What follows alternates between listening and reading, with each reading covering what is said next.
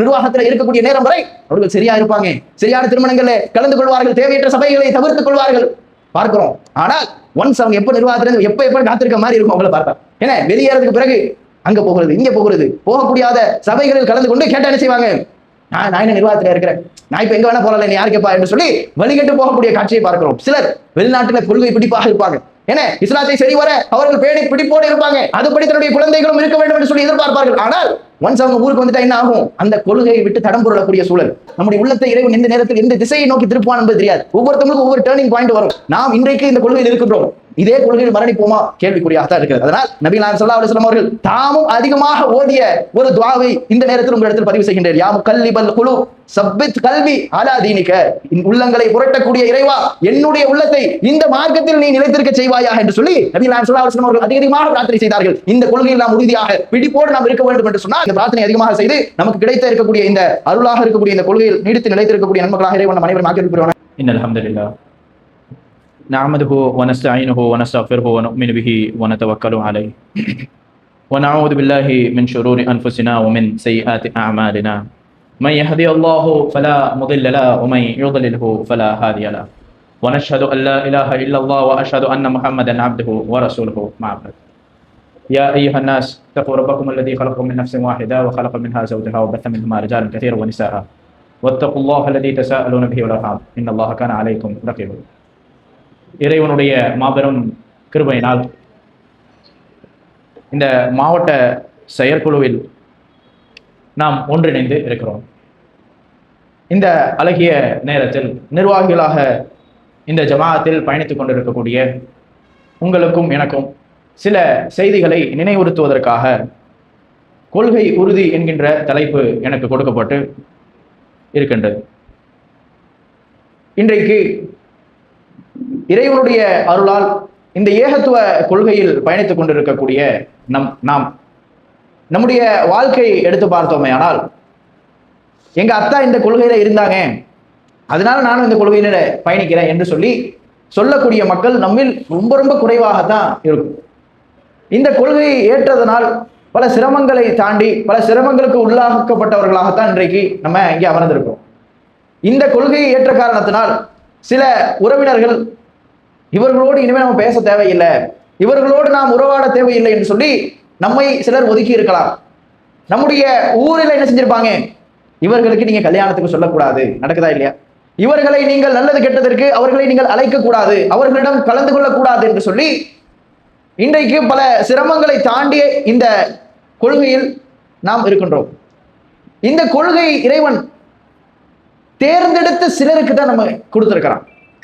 இந்த கொள்கை நபிமார்களுடைய மனைவிமார்களுக்கும் கூட பலருக்கு கிடைக்காத ஒரு நேர்வழியை இறைவன் நமக்கு கொடுத்திருக்கின்றான் என்று சொன்னால், இந்த கொள்கையெல்லாம் நமக்கு கொடுத்தானே, அதுக்கே நம்ம என்ன செய்யணும், அல்லாஹ்வுக்கு ரொம்ப நன்றி செலுத்தக்கூடியவர்களாக நாம் இருக்க வேண்டும்.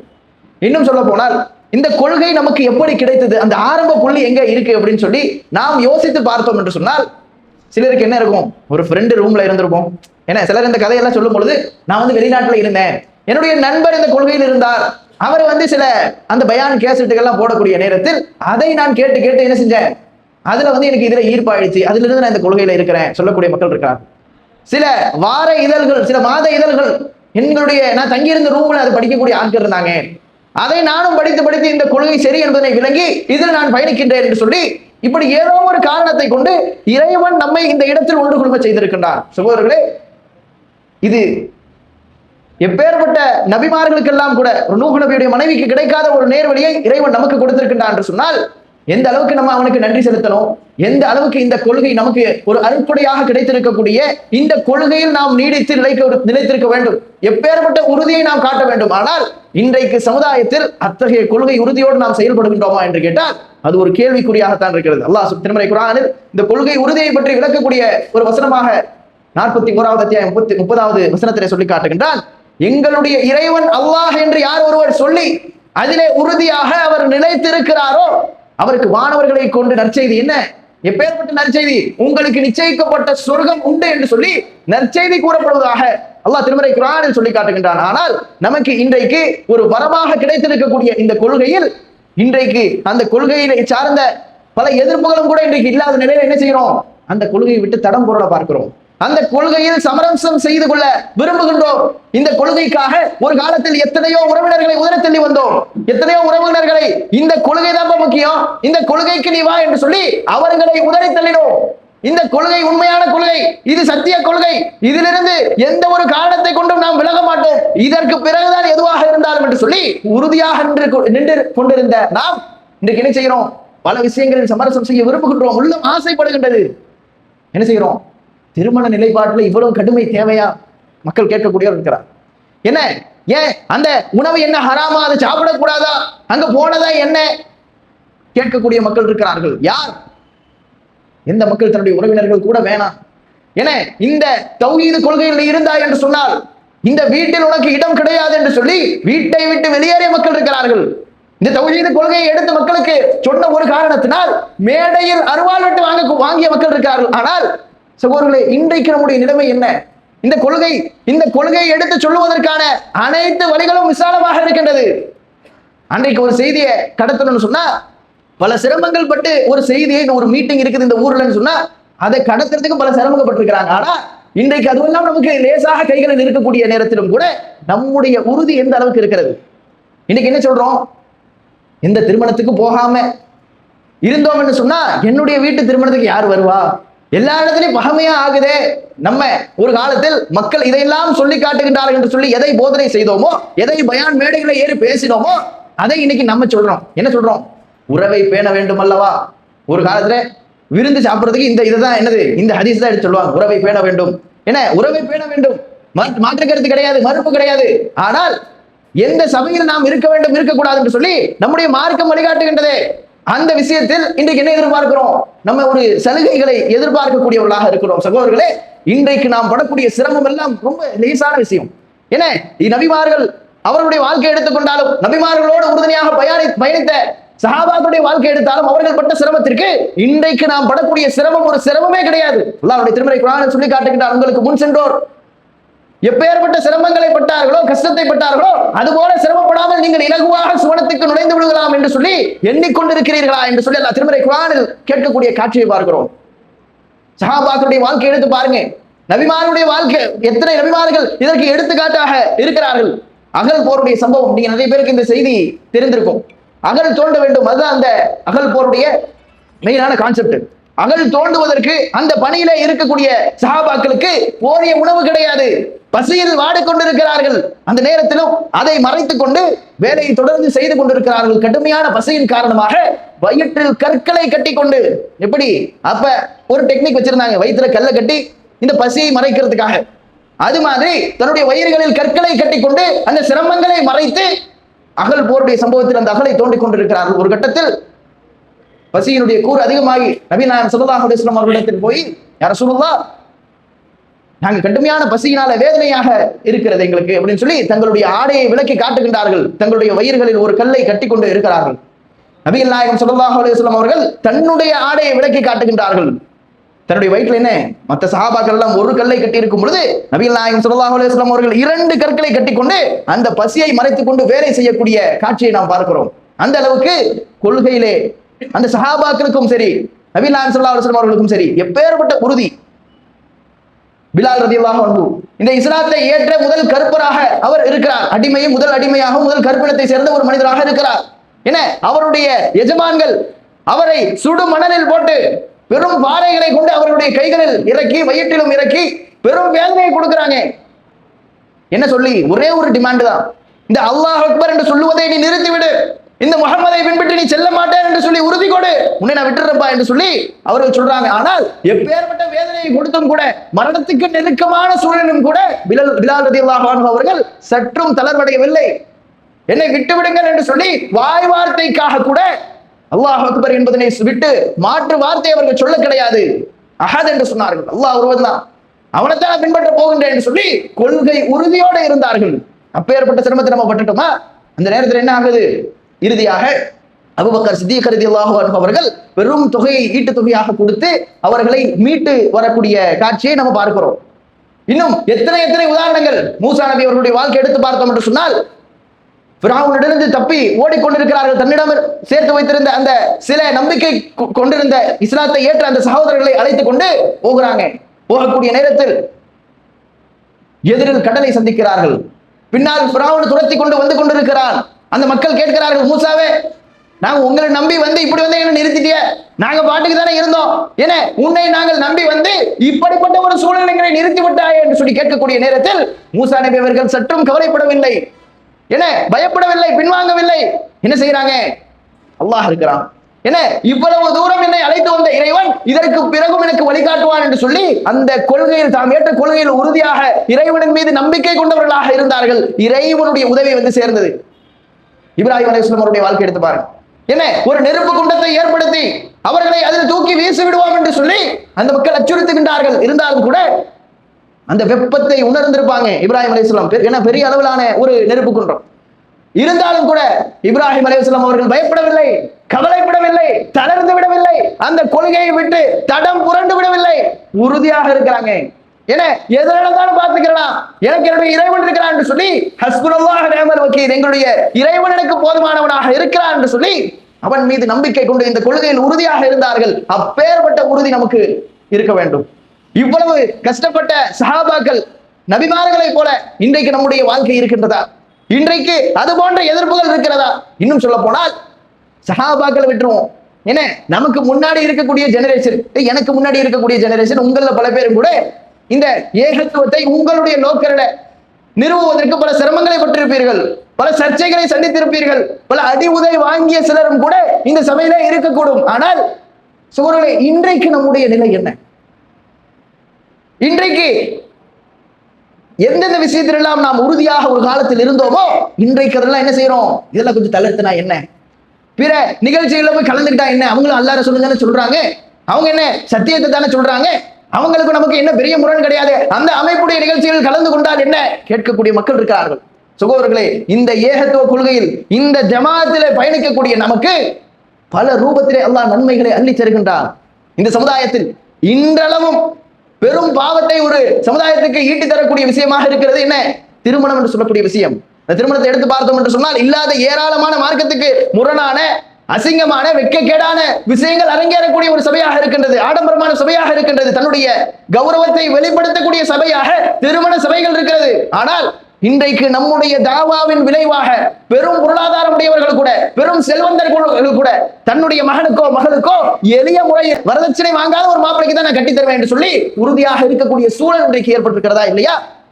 எத்தனை செல்வமுடைய மக்களும் கூட என்ன, எனக்கு இந்த ஆடம்பரம் தேவை கிடையாது, நான் குறைச்சலான மக்களை கூப்பிட்டு குறைச்சலான ஒரு செலவிலே என்னுடைய திருமணத்தை நான் நடத்துவேன் என்று சொல்லி இந்த சமுதாயத்தில் ஒரு மாற்றம் ஏற்பட்டிருக்கிறது. அதற்கு இந்த ஜமாஅத்து காரணமாக இருக்கின்றதா இல்லையா? அதிலே உங்கள் ஒவ்வொருவருக்கும் பங்கு இருக்கின்றதா இல்லையா? சிந்தித்து பார்க்க வேண்டும் சகோதரர்களே. பல விஷயங்கள் நம்ம இன்றைக்கு இந்த ஜமாஅத்தின் வாயிலாக மாற்றங்கள் ஏற்பட்டிருந்தாலும் குறிப்பாக இந்த திருமண விஷயத்திலே எவ்வளவோ மாற்றங்கள் இன்றைக்கு இருக்கிறதா இல்லையா? தர்கா வழிபாடுகளை நீங்க எடுத்து பாருங்க, இன்றைக்கு எவ்வளவோ அதுவெல்லாம் குறைந்து விட்ட காட்சியை பார்க்கிறோம். என்ன அவர்கள் எல்லாம் நம்ம பொழப்பில் இப்படி வந்து மண்ணை போட்டுட்டாங்களே என்று சொல்லி நம்மை வேசக்கூடிய அளவிற்கு இன்றைக்கு இந்த தாவா போய் மக்களுடைய உள்ளத்தை சேர்ந்திருக்கிறதா இல்லையா? இன்றைக்கு நம்முடைய தாவாவுடைய விளைவாக வீட்டுக்கு ஒருவர் என்ன, இந்த இஸ்லாத்தை, இந்த கொள்கை, இந்த தௌஹீதை விளங்கிய ஒருவன் இருக்கிறான், அவனுடைய வீட்டிலே இந்த பயானுக்கு நீ போகக்கூடாது, இந்த பள்ளியில இருக்கக்கூடிய விஷயங்களை கேட்கக்கூடாது, அந்த தௌஹீத்வாதி இடத்துல நீ பேசக்கூடாதுன்னு சொல்லி தடுத்து வைத்திருந்தாலும் கூட அவன் ஸ்மார்ட் போன்ல பார்த்து அவன் என்ன செய்யறான், இதுதான் நேர்வழிங்கிறத அவன் விளங்குறான். இன்றைக்கு ரமலானுடைய மாதத்தில் நடக்கக்கூடிய எத்தனையோ அனாச்சாரங்களை விட்டு நம்முடைய சமுதாயம் விலகி இருக்கின்றது என்று சொன்னால் அதற்கு நம்முடைய ஜமாஅத்து ஒரு காரணமாக இருக்கின்றதா இல்லையா? குறிப்பாக இந்த 20 ரக்காத்து தொழுகக்கூடிய விஷயங்கள் எல்லாம் எடுத்து பார்த்தோம் என்று சொன்னால் இன்றைக்கு இளைஞர்கள் 8 ரக்காத்து தொழுகை தான் சரி, அதுதான் நபி வழி என்பதனை சரியான அவர்களுக்கு ஒரு புரிதலை நாம் ஏற்படுத்தி இருக்கிறோம். இன்னும் எத்தனையோ விஷயங்கள், பள்ளிவாசல்களில் பெண்கள் அனுமதிக்கப்படாத காலம் இருந்தது. என்ன அவர்களுக்கு பெண்களுக்கு பள்ளியில என்ன வேலை, இவங்க தௌஹீத் ஜமாத்துக்காரங்க, நஜாத்துக்காரங்க, இவர்கள் எல்லாம் வீட்டை விட்டு வெளியே வர செய்யறாங்க, பெண்களை சாலையில நிறுத்துறாங்க, பெண்களை பள்ளிக்கு போகலான்னு அனுமதிக்கிறாங்க, இதை காரணமாக சொல்லி பெண்கள் வெளியே வருகிறார்கள் என்று சொல்லி கதறிய காலம் இருந்தது. ஆனால் பெண்களுக்கு தனி இடவசதி என்று சொல்லி அவர்களுடைய பள்ளிவாசலுடைய நிகழ்ச்சிகள் அதை போடக்கூடிய காட்சி இன்றைக்கு இறைவன் அப்படிப்பட்ட சூழலை ஏற்படுத்தியிருக்கிறானா இல்லையா? இரவு தொழுகைகளில் பெண்களுக்கான வசதி அவர்கள் ஏற்படுத்தி தர்றாங்க. இன்னும் ஏராளமான சபைகளில் பெண்களை அவர்கள் அனுமதிக்கக்கூடிய சூழல் இன்றைக்கு ஏற்பட்டிருக்கிறதா இல்லையா? இதுக்கு இந்த தமிழ் ஜமாஅத் ஒரு காரணமாக இருக்கின்றது. இன்னும் பெருநாள் தொழுகைகளை எடுத்து பாருங்க. முன்னொரு காலத்துல என்ன 9:30 மணி 10 மணிக்கு தான் பெருநாள் தொழுகை நடக்கும். ஏன்னா இன்னும் கூட பல ஊர்களில் அப்படி இருக்குது. ஆனால் நபிகள் நாயகம் ஸல்லல்லாஹு அலைஹி வஸல்லம் அவருடைய சுன்னத்து என்ன? ஒரு பெருநாள் தொழுகையுடைய முதல் காரியமாக இருக்க வேண்டியது இந்த பெருநாள் தொழுகை தான் என்று சொல்லி ரசூலுல்லாஹ் சொன்னாங்க. அந்த அடிப்படையில் அதை நாம் நடைமுறைப்படுத்தக்கூடிய காரணத்தினால் அதனுடைய உண்மைத்தன்மை விளங்கி இன்றைக்கு எத்தனை ஊர்களில் பெருநாள் தொழுகையை மாத்தி 7 மணி 6:30 மணி 7:15 என்று சொல்லி மாறி இருக்கக்கூடிய காட்சி இருக்கிறதா இல்லையா? சகோதரர்களே, கொள்கை உறுதி நம்மிடத்தில் லேசாக தடம் புரண்டு இருக்கக்கூடிய நேரத்திலேயே இத்தனை மாற்றங்களை நாம் இந்த சமுதாயத்தில் ஏற்படுத்துகின்றோம் என்று சொன்னால் இன்னும் உறுதியாக இருந்தால் என்ன செய்யலாம்? இன்னும் பல மாற்றங்களை இந்த சமுதாயத்தில் ஏற்படுத்த முடியும். இன்னைக்கு எவ்வளவோ பிதாத்துகள் நம்முடைய சமுதாயத்தில் அரங்கேறி கொண்டிருந்த எத்தனை பிதாத்துகள் இன்றைக்கு இல்லாமல் இருக்கின்றது என்று சொன்னால் அதற்கு இந்த ஜமாஅத் ஒரு காரணமாக இருக்கிறதா இல்லையா? இன்றைக்கு திருமணத்துக்காக ஒரு பெண் வீட்டார் ஒரு சபையில் அமர்கின்றார்கள் என்று சொன்னால் மாப்பிள்ளையை பார்த்து எத்தனை பவுன் மகர் நீ கொடுப்ப, உன்னால் மகர் என்ன கொடுக்க முடியும் என்று சொல்லி அவர்கள் கேட்கக்கூடியவர்களாக இருக்கிறார்கள். ஆனால் முன்னொரு காலத்துல அதுக்கு பேச்சே கிடையாது. என்ன மாப்பிள்ளை வீட்டுக்காரங்க தான் கேட்பாங்க, நீங்க எவ்வளவு பவுன் போடுவீங்க, அந்த கான்வர்சேஷன் வரதட்சணை தாண்டிய பேச்சு கிடையாது. ஆனால் இன்றைக்கு பெண் வீட்டார் மகரை டிமாண்ட் பண்றாங்கன்னு சொன்னா அத்தகைய தெளிவை ஏற்படுத்தியதில் தமிழ்நாடு தௌஹீத் ஜமாஅத்திற்கு பெரும் பங்கு இருக்கின்றது. நபிகள் நாயகம் ஸல்லல்லாஹு அலைஹி வஸல்லம் அவர்கள் சொன்னார்கள், யார் ஒருவர் இறந்து விட்டு நான் என்னுடைய மரணத்துக்கு பிறகு என்னுடைய சுன்னத்தில் ஒரே ஒரு சுன்னத்திற்கு உயிர்ப்பிக்கின்றாரோ, அதை நடைமுறைப்படுத்த முயற்சிக்கின்றாரோ, உயிர் கொடுக்கின்றாரோ, அவர் யாரெல்லாம் அந்த சுன்னத்தை பின்பற்றுகின்றார்களோ அதற்கான நன்மையில் எதுவும் குறையாமல் இவருக்கு கிடைக்கும் என்று சொல்லி நபிகள் நாயகம் ஸல்லல்லாஹு அலைஹி வஸல்லம் அவர்கள் சொன்னார்கள். திருமதியில் 2678வது ஹதீஸாக இது பதிவு செய்யப்பட்டிருக்கின்றது. எத்தனை சுன்னத்துகளை இன்றைக்கு நாம் உயிர்ப்பித்துக் கொண்டிருக்கிறோம். மகருடைய சுன்னத்தை எடுத்துக்கொண்டாலும், எளிய திருமண விஷயத்தை எடுத்துக்கொண்டாலும், பள்ளிவாசலுடைய பெண்கள் அனுமதிக்கப்படுவதாக இருந்தாலும், பெருநாள் தொழுகையுடைய சுன்னத்துகளை எடுத்துக்கொண்டாலும் ஏராளமான விஷயங்களை இன்றைக்கு இந்த ஜமாஅத்தில் நாம் பயணிக்கக்கூடிய காரணத்தினால் அந்த சுன்னத்துகள் அமல்படுத்தப்படுகின்றது. அந்த சுன்னத்துல அமல்படுத்தக்கூடிய காரணத்தினாலே அதற்கான அவர்கள் யாரெல்லாம் அதை நடைமுறைப்படுத்துகின்றார்களோ அதற்கான நன்மை எல்லாம் நமக்கு வந்து சேர்ந்து கொண்டிருக்கின்றது. சகோதரர்களே, இந்த கொள்கை இறைவனுடைய வரமாக அருளாக நமக்கு கிடைத்த ஒன்று. நம்மில் எத்தனை பேர் திருமறை குர்ஆனை ஆய்வு செய்து ஹதீஸ்களை ஆய்வு செய்து பின்னர் இந்த கொள்கையில் ஏற்று இந்த நிர்வாகத்தை நாம் பயணிக்கிறோம் அப்படிங்கிறது தெரியாது. ஆனால் ஏதோ ஒரு காரணத்தில் ஏதோ ஒரு சூழலை கொண்டு இறைவன் இந்த நேர்வழியை, இந்த சத்தியத்தை, இந்த மார்க்கத்தை, இந்த கொள்கையை நம்மிடத்தில் கொடுத்திருக்கின்றான் என்று சொன்னால் அதிலே உறுதியாக இருக்க வேண்டும். நம்ம பல என்ன நினைப்போம், உறுதியா தானே இருக்கிறேன் நானு, என்ன இது எனக்கு என்னப்பா, நான் என்னைய போய் ஒரு தர்காக்கு போன்னு சொன்னா நான் என்ன போகவா போறேன், ஏன்னா நான் போக மாட்டேன், உறுதியா தானே இருக்கிறேன் என்று சொல்லி நாம் நினைக்கலாம். ஆனால் அப்படி நினைக்க கூடாது. இறைவன் நம்முடைய உள்ளத்தை எந்த நேரத்தில் எந்த திசையை நோக்கி மாற்றுவான் என்பது தெரியாது. நம்ம இன்னைக்கு பெரும்பான்மையான மக்களை பார்க்கிறோம், நிர்வாகத்துல இருக்கக்கூடிய நேரம் வரை அவர்கள் சரியா இருப்பாங்க, சரியான திருமணங்கள்ல கலந்து கொள்வார்கள், தேவையற்ற சபைகளை தவிர்த்துக் கொள்வார்கள் பார்க்கிறோம். ஆனால் ஒன்ஸ் அவங்க எப்ப நிர்வாகத்திலிருந்து எப்ப காத்திருக்க மாதிரி இருக்கும் அவங்களை பார்த்தா. ஏன்னா வெளியேறதுக்கு பிறகு அங்க போகிறது இங்க போகிறது போகக்கூடியாத சபைகளில் கலந்து கொண்டு கேட்டா என்ன செய்வாங்க, நான் என்ன நிர்வாகத்துல இருக்கிறேன், நான் இப்ப எங்க வேணா போறல, என்ன யாரு கேட்பா என்று சொல்லி வழிகட்டு போகக்கூடிய காட்சியை பார்க்கிறோம். சிலர் வெளிநாட்டுல கொள்கை பிடிப்பாக இருப்பாங்க, ஏன்னா இஸ்லாத்தை சரிவர அவர்கள் பேணி பிடிப்போடு இருப்பாங்க, அதுபடி தன்னுடைய குழந்தைகளும் இருக்க வேண்டும் என்று சொல்லி எதிர்பார்ப்பார்கள். ஆனால் ஒன்ஸ் அவங்க ஊருக்கு வந்துட்டா என்ன ஆகும், அந்த கொள்கையை விட்டு தடம் புரளக்கூடிய சூழல். ஏன்னா மீண்டும் என்னுடைய நண்பர்கள் இருக்கிறார்கள், என்னுடைய கூட்டாளிகள் இருக்கிறார்கள் சொல்லி பிற ஜமாஅத்துடைய பள்ளிவாசலிடையே போய் அமரக்கூடிய சூழலில் பலரை நாம் பார்க்கிறோம். நம்முடைய உள்ளத்தை இறைவன் எந்த நேரத்தில் எந்த திசையை நோக்கி திருப்புவான் என்பது தெரியாது. ஒவ்வொருத்தவங்களுக்கும் ஒவ்வொரு டேர்னிங் பாயிண்ட் வரும். ஏன்னா சிலர் தன்னுடைய மகளுடைய திருமணம் தப்பா என்ன செய்வாங்க, ஒரு ஜம்ப் அடிப்பாங்க, என்ன இங்க சரியா வராது, என்ன எனக்கு இருக்கிறது ஒரே ஒரு பிள்ளை, அதுக்கு பெருசான திருமணம் செய்யணும்னு சொல்லி அப்படி ஜம்ப் அடிக்கக்கூடிய காட்சியெல்லாம் நம்ம பார்க்கிறோம். அதனால் நாம் இன்றைக்கு இந்த கொள்கையில் இருக்கின்றோம், இதே கொள்கையில் மரணிப்போமா கேள்விக்குறியாகத்தான் இருக்கிறது. அதனால் என்ன நபிகள் நாயகம் ஸல்லல்லாஹு அலைஹி வஸல்லம் அவர்கள் தாமும் அதிகமாக ஓதிய ஒரு துஆவை இந்த நேரத்தில் உங்களிடத்தில் பதிவு செய்கின்றேன். யா முகல்லிபல் குலூப் சப்பித் கல்வி அலா தீனிக, உள்ளங்களை புரட்டக்கூடிய இறைவா என்னுடைய உள்ளத்தை இந்த மார்க்கத்தில் நீ நிலைத்திருக்க செய்வாயாக என்று சொல்லி நபிகள் நாயகம் ஸல்லல்லாஹு அலைஹி வஸல்லம் அவர்கள் அதிகமாக பிரார்த்தனை செய்தார்கள். இந்த கொள்கையில் நாம் உறுதியாக பிடிப்போடு நாம் இருக்க வேண்டும் என்று சொன்னால் இந்த பிரார்த்தனை நம்ம என்ன செய்யணும், அதிகமாக இறைவனிடத்தில் கேட்டு இந்த கொள்கையில் சில சிரமங்கள், சில பிரச்சனைகள், சில கஷ்டங்கள் ஏற்படக்கூடிய நேரத்தில் அதை சகித்துக் கொண்டு அதை கடந்து வர வேண்டும். இன்றைக்கு பல ஊர்களில் பார்த்தோம் என்று சொன்னால்